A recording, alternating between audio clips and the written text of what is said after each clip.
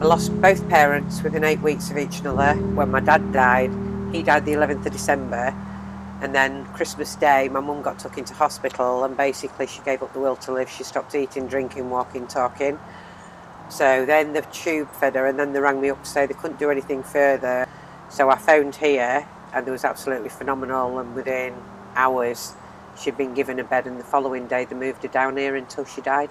They came in to see me while my mum was dying, and basically said the support was there if I wanted it. And then a couple of days after my mum had died, they actually rang me up and asked me if I wanted to go on the waiting list, and I said absolutely, because then it hit me that I'd lost both of them.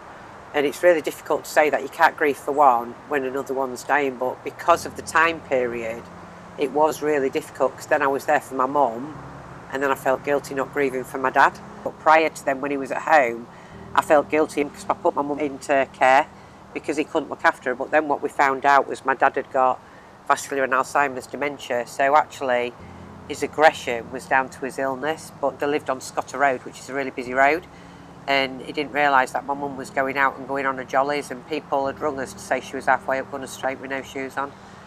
And when I phoned my dad and says, "Where's my mum?" he went, "Oh, I don't know, she's maybe in the garden."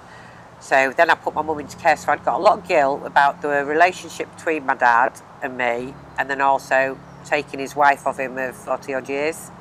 So I really struggled with that, and it was coming here, I was forced to explain why I felt like that. And actually at the end of it, I was made to realise that actually my dad was a very difficult man, but equally it didn't mean I didn't love him any less. I didn't like what he'd become, but it was okay to feel as I did towards him. I was angry with him. I mean, it was some really intensive sessions I had, and I was an emotional wreck, but what I found myself doing was going home and then reevaluating what had been said to me and thinking, actually, putting that into practice from my life with my dad.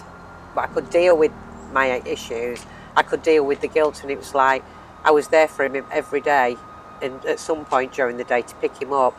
I took him to all his appointments, I did everything for him, and I could settle with that really. I actually thought, you know what, it's okay to feel like this, and that's what got me through it really. And I can't thank them enough for what they did to me, because I wouldn't be here today if it weren't for the way the service had given me the support that they did.